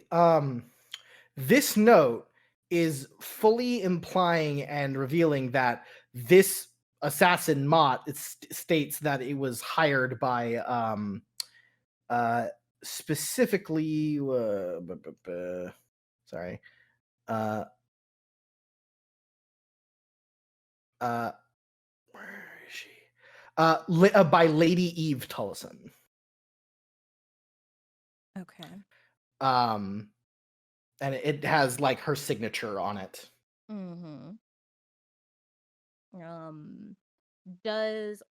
don't know if I've had any correspondence with Lady Eve. Do I? Of course you have. Okay. Does this Remember, note look like a remember forgery? she's in your group. That's right. Sorry, I just have to keep like a huge note. Does this look like her handwriting at all? If you would like to figure it out. Yes. It is. I have a role for you. Oh, yeah, Eve Tillison, Riverlands rep, and Dustin's mother. Mm-hmm. Yeah, he did. But remember that it's that not he wasn't describing a maester, as I said before. He was describing a dude essentially dressed like a sorcerer. Yeah.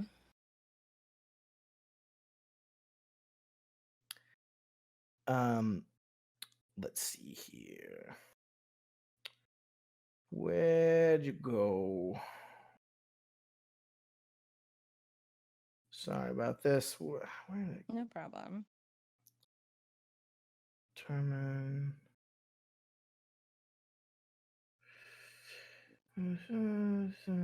Okay. So it is a cunning test.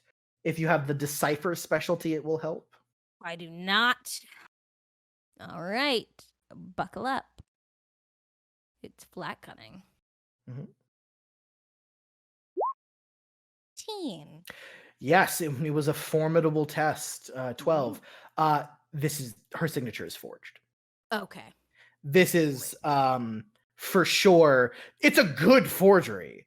But the fact that you have seen it up close and personal, and she's a part of your odd cabal. You know, you don't tell each other about your secret plans. That's the whole point of cabal. Is like you handle your own shit.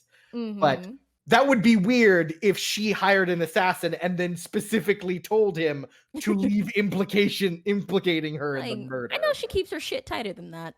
Yeah, that would be a really stupid thing. So obviously, this is someone trying to make it look like Eve Tolson has hired him. Yeah, I'll definitely be sending her a note to let her know that, and perhaps gain some more shit. With your cunning test as well, you realize, because you know her personally, actually, and I'll say that cunning is good enough for a memory test. Shit, cool. You know that Eve is sort of like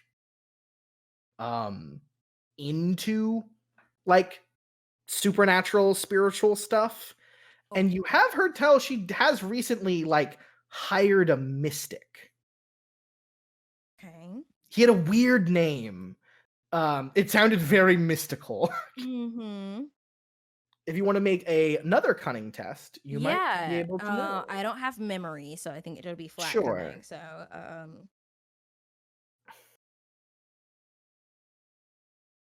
sorry, I'm just taking notes again.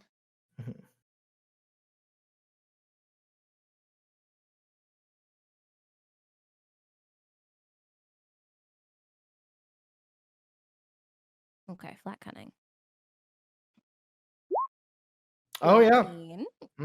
Yeah. You remember now. Bleak Ormond. That was his name. Bleak.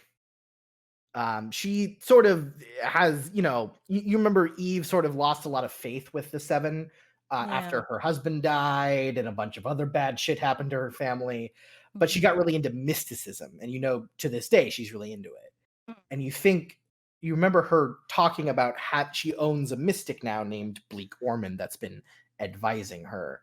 And the guy Mott just described definitely sounds like someone who would pass himself off as a mystic. What the heck is he doing all the way in the fucking Westerlands? Okay. But you remember, this isn't the first time someone has tried to implicate House Tullison in something. No. Okay. Okay.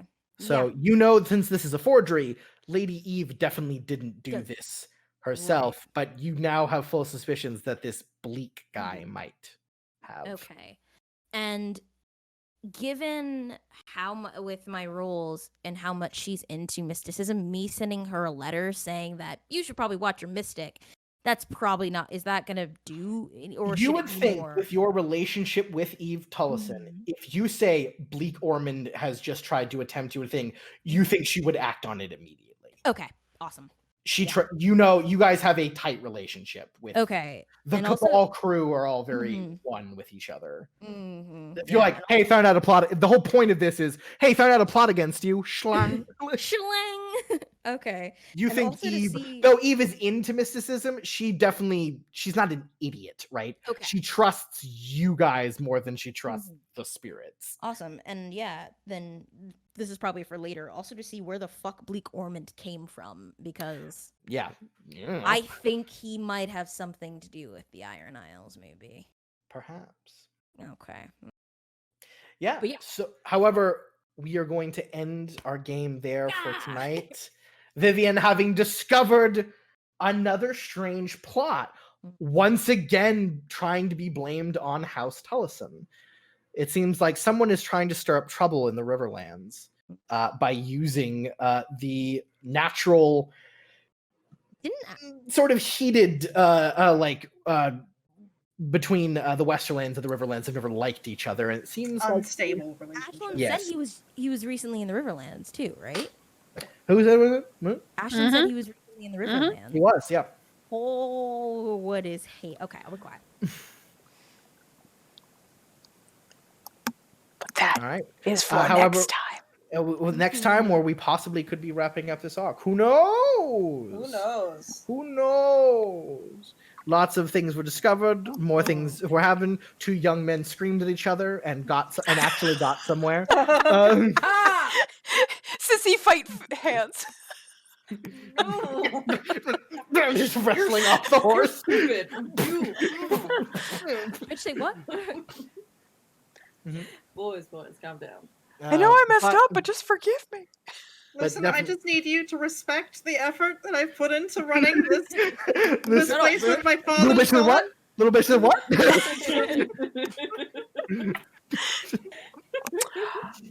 So funny. Anyway, but things were discovered. Namor has possibly uncovered, not quite sure, but some kind of plot. Something. Something that's happening that's gonna get someone hurt. Mhm. Yeah, your adopted daughter is doing something we don't know. Listen, she's Vivian's adopted daughter. He is my employee. Who could get cut off real quick. We claim Yeah. no ownership on her. Indeed. But thank you guys for coming. Hope you stick with us, finding out what more machinations and more strange plots happening even when the Weirlights aren't involved. And it seems so strange that just a request from her husband has led her to open up even more plots in this north. Like, obviously something is going on, and we will find out what it is. Dun, soon. dun, dun. But until next then, have a good time. I hope you guys have a great time. I hope you guys enjoyed the stream, and we will see you guys next time. Bye-bye.